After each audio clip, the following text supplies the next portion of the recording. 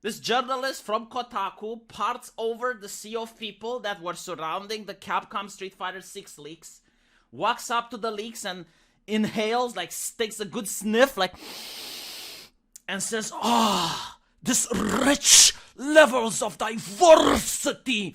They're giving me such a dopamine rush. My brain is activating all of a sudden. I feel alive. This diversity from this game. It empowers me so. I can now go on the internet and lecture people about what bigots they are because they do not appreciate diversity in a video game the way I do.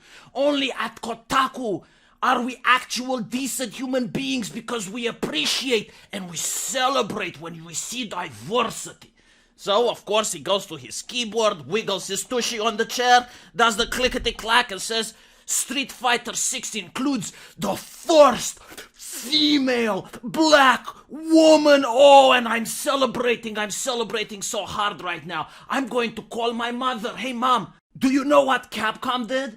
Like, they programmed pixels on the screen, which tricked my brain thinking it's an actual black woman, and a rush of dopamine started pumping into my progressive body, and then it made me feel so good when I told the internet about it.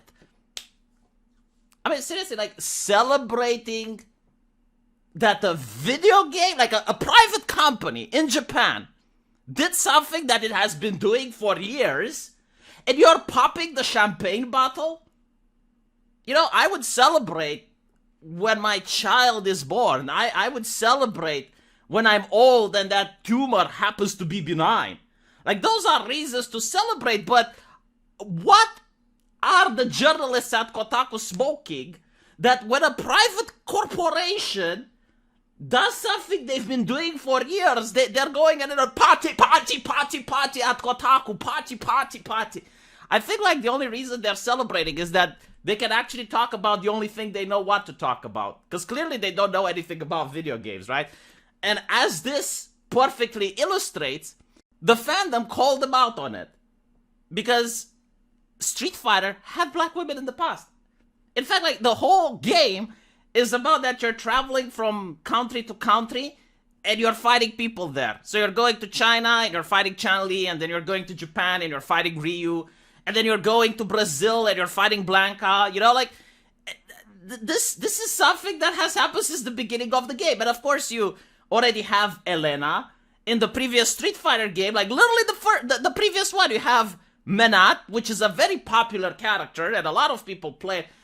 But, like, the thing about it, I guess, is that the individuals who play Street Fighter aren't racist. Like, you don't like Elena because she's black, and you don't like Menat because she's black, just like you don't like Ken because he's white. It's just like the fighting style that makes the characters is what's there and what people are attracted to, and the personality of the characters.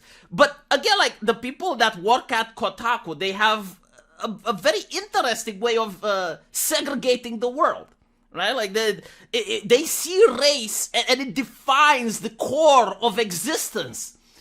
But not only that, they don't really care about race, right? Because, like, if they genuinely care, they would know about the previous games in the franchise already being diverse. I mean, even in Street Fighter 2, you had black people in it.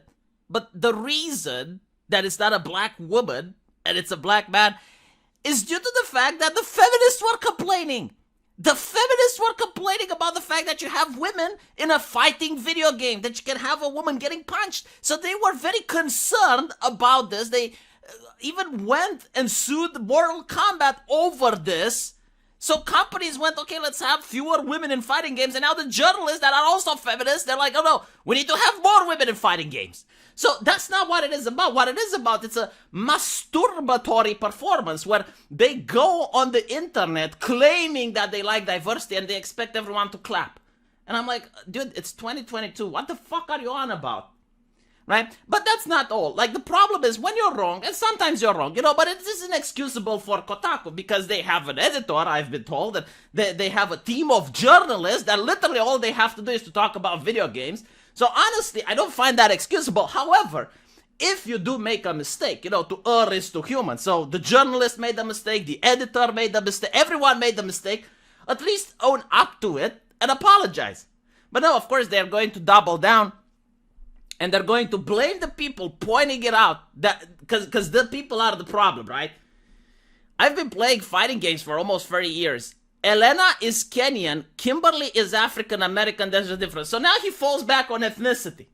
Like, dude, black is the overwhelming umbrella, right? Like, when you talk about race and you say black, it's like me saying Ryu is the first Asian character in Street Fighter. And then someone going, it's like, well, V, but you already have Chun-Li in Street Fighter. And I'm like, no, see, Ryu is Japanese. Chun-Li is Chinese. It's like, what the fuck does that matter? Like, Asian includes both Japan and China. So this is like, the bizarre thing, instead of just apologizing, you're trying to now weasel out of it because, of course, like, he's the journalist. You need to know your place. Shut the fuck up. Do not challenge the blue checkmark. The same thing happened every time black women used to ask for representation. Yes, Barack Obama's wife, I met her yesterday. She came up to me, placed her hand on my shoulder, looked at me with a tear in her eye and said, V, do you know what I want? I want Capcom to represent my people. And I'm like, what are you talking about, your people? Black women. I'm like, but like, aren't you individuals? No, and we demand representation. You mean like in the US government? No, in Capcom's games. And the only person that can do it is Ian Walker. Like, he can talk on his platform at Kotaku and pressure Capcom to give us what we want. And it will be a life-changing event. Like, it will change the American society as we know it if we have black women in video games. Black women in video games. And I'm like, okay, I'll get it done. And I called Capcom, and I'm like, we need the black representation in Street Fighter to change the world for the better. For those black American women. Come on, Japanese man, do your thing. And now Ian is happy. He's got the dopamine in his brain. It's like, and he is celebrating. It's interesting that you don't really see the black women celebrating because of the representation from Capcom. Which, by the way, I don't give a shit. I just want to point out, like, I like Manat. Wasn't my main, but I did play with her, I also like Elena. I think she was actually OP in Street Fighter. But, like, I don't care about the skin color of the character or the representation. I do care about the fighting style.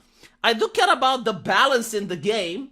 I do care about a lot of other things, that normal people care about. And by normal, I mean when you go to a video gaming forum and you talk with fans, or you go at Evo and you talk with fans, the nonsense that people talk about, like the frame data, the combos, that's the thing that I care about.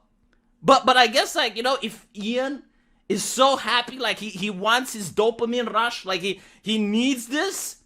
Okay, Ian, but what I like about it is that it's not that he needs this. No, it's black women that need this. Oh, I see. Well, I'm glad you are the speaker, Ian. I'm glad that the black women in the US have elected you in a position to talk on their behalf. I mean, without you, how would they speak out?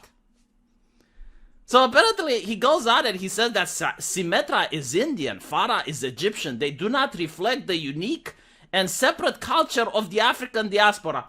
We're talking about Blizzard game that's a first-person shooter. You can make the argument that, oh, I know everything there is to know about the Egyptian culture. It's like, really? Did you go to Egypt? No, I played Overwatch. I played with Farah, and I got the taste of the richness, Egyptian authentic culture provided to me by a California corporation. It does seem really crazy when you actually express what the game journalists are literally proposing, doesn't it? Like, it sounds so batshit insane when you're actually applying their theory and you're being serious about it. It's like represent, like, what the fuck? It's not the parliament. It's not the House of Commons. You don't get representation. It's a video game. There's pixels on the screen, okay? Like, your brain tricks you into thinking it's an actual person. It's not. It's data on your computer screen. Get a life. Go out. Enjoy life for a bit. It's supposed to be entertaining. Like, it's just the only purpose that you're playing is to get entertained. That's it.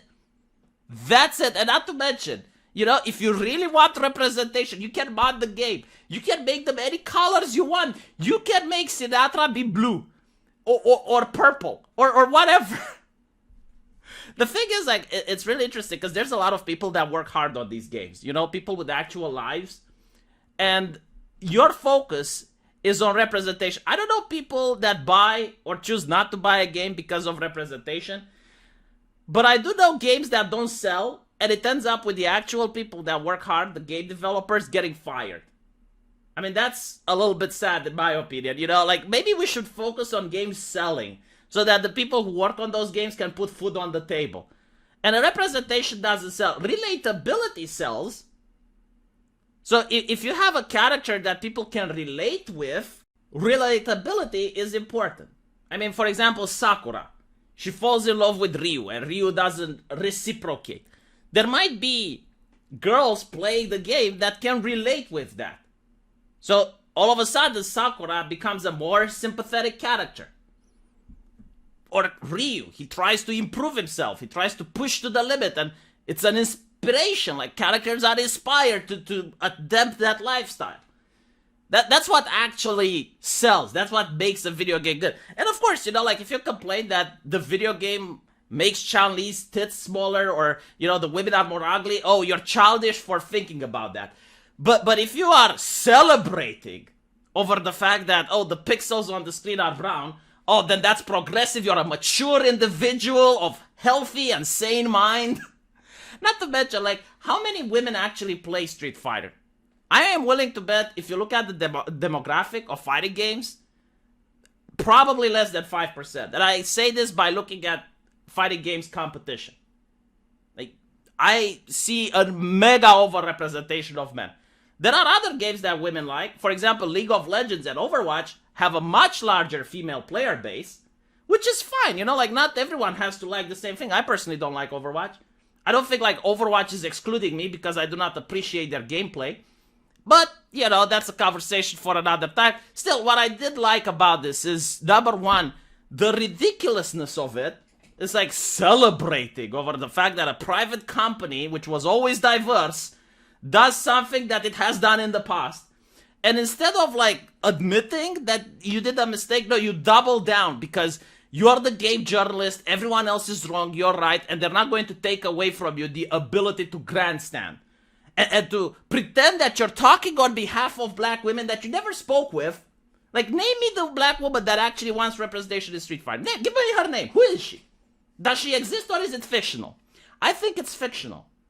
Because, like, when you talk with black people, especially Street Fighter fans, what they want is a balanced game.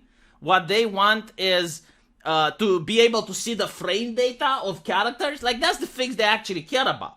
And I'm telling you this because I'm really big on the Street Fighter scene. Like, I really enjoy playing it competitively. I know a lot of people that even went to tournaments and I talk with. So I'm really connected to the whole Street Fighter culture. And what this guy is saying right here is not representative of anyone, let alone black people. Let me know what you guys think, though, and I'll see you in the comment section. Take care.